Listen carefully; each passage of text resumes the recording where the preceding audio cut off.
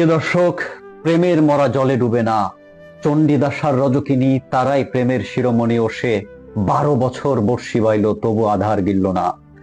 এই গানটা আপনারা জীবনে কতবার শুনেছেন তার হয়তো কোনো হিসেব নেই, তবে ইতিহাসের পাতায় এখনো হিসেব আছে যে আজ থেকে প্রায় অনেক দিন আগে, সেই 14 শতকের দিকে বাংলাদেশের দক্ষিণ পশ্চিমাঞ্চলের জেলা মাগুরা সদর থেকে 25 কিলোমিটার দক্ষিণে শালিকা উপজেলার শতকালী ইউনিয়নের ধোপাকালী গ্রামের দুপার পরিবারে জন্মগ্রহণ করেছিল মায়াবতী রূপবতী কন্যা রজকিনী। এবং তার প্রেমে পড়ে গিয়ে তাকে একটু দেখার জন্য, তার সাথে একটু কথা বলার অপেক্ষায় 12টা বছর বর্ষি হাতে কাটিয়ে দেয় ব্রাহ্মণ পরিবারের জমিদারের সন্তান চণ্ডীদাস।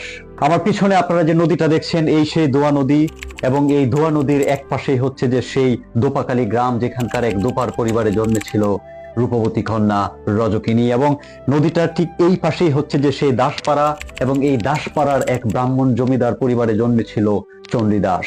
এবং এই ধোপাকালী গ্রামের পাশের এই সেই জায়গা, বলা হয় যে এই ঘাটেই রজকিনী প্রতিদিন আসতো কাপড় ধোয়ার জন্য। কারণ রজকিনীর পরিবার ছিল অত্যন্ত হতদরিদ্র, তার বাবা ছিল অসুস্থ, ফলে মানুষের কাপড় ধুয়ে অর্থাৎ দুপার কাজ করে রজকিনীকে তার পরিবারের দায়িত্ব নিতে হতো, তার পরিবারের সামলাতে হতো। এবং রজকিনী যখন এই ঘাটে কাপড় ধুইতে আসতো, তাকে একটু দেখার জন্য, তার সাথে যদি একটু কথা বলা যায়, সেই আশায়, সেই প্রতীক্ষায় বর্ষি নিয়ে ঠিক নদীর এই পারে দাসপাড়ার কাছের এই যে ঘাট, সেই ঘাটে বসে থাকতো হচ্ছে চণ্ডীদাস। এখন অবশ্য নদীটা দেখে বোঝার উপায় নেই, একসময় এখান দিয়েও খলখল করে পানি ছুটে যেত, এবং সেই নদীর খলখল ধ্বনি এবং রজকিনীর সেই হাসি সবকিছু মিলিয়ে এক উত্তাল জোয়ার সৃষ্টি করত চণ্ডীদাসের হৃদয়ে, চণ্ডীদাসের অন্তরে। তবে চণ্ডীদাস বর্ষি নিয়ে যতই বসে থাকুক, দিনের পর দিন, মাসের পর মাস, বছরের পর বছর, মাছ কিন্তু ধরা দিচ্ছিল না। কিন্তু চণ্ডীদাস সেই প্রতীক্ষা, সেই অপেক্ষার অবসান ঘটায়নি। সে ধৈর্য ধরে বর্ষি হাতে বসে থাকতো এবং আর চোখে প্রতিদিন তাকিয়ে থাকতো সেই রজকিনীর দিকে, সে যখন ঘাটে কাপড় ধুতে আসতো। এভাবে 1 নয়, 2 নয়, 3 নয়, প্রায় 12টা বছর পর একদিন রজকিনী নদীর ওপার থেকে, ওই ঘাট থেকে জিজ্ঞেস করে চণ্ডীদাসকে, 12 বছর তো কেটে গেল, তোমার বর্ষিতে মাছ কি ধরলো? তখন চণ্ডীদাস হেসে জবাব দেয়, মাছ এখনো ধরেনি, তবে মনে হয় এই মাত্র ঠোকর দিল। অবশ্য সেই দিন থেকে আর বেশি দিন চণ্ডীদাসকে বর্ষি নিয়ে অপেক্ষা করতে হয়নি।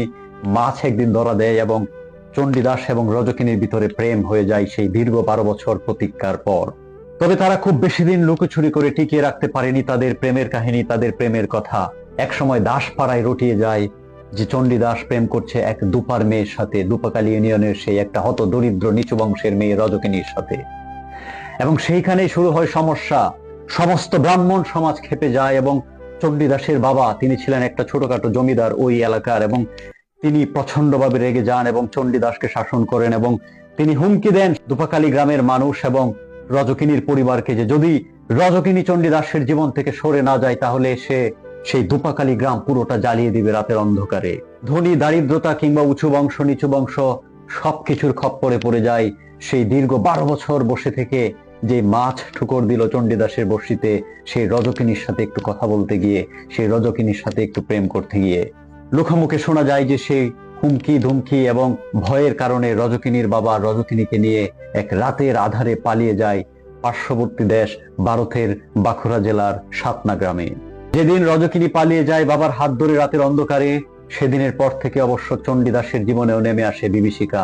চণ্ডীদাস তখন সেই দোয়া নদীর ঘাটে একা একা বসে থাকতো এবং তাকিয়ে থাকতো সেই ঘাটের দিকে যেখানে রজকিনী প্রতিদিন আসতো কাপড় ধোয়ার জন্য। কিন্তু এখন সন্ধ্যা হয়, বিকেল হয়, কিন্তু সেই রজকিনী আর আসে না।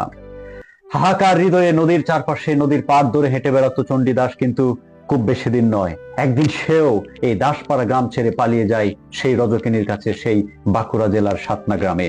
সমস্ত জাত পাত, ধনী দারিদ্রতা সবকিছু ভুলে গিয়ে চণ্ডীদাস একসময় বিয়ে করে ফেলে রজকিনীকে, এবং সেখানে তারা শুরু করে এক ছোট্ট সুখের সংসার। এবং লোকমুখে শোনা যায় যে প্রায় দীর্ঘদিন তাদের সংসার সেখানে টিকে ছিল এবং তারা ভালোই চলছিল। কিন্তু বিপদ তাদের পিছু ছাড়েনি, অর্থাৎ সেইখানেও একদিন মানুষ জেনে যায় যে এক ব্রাহ্মণ পরিবারের জমিদারের সন্তান সংসার করছে এক দুপার মেয়েকে বিয়ে করে।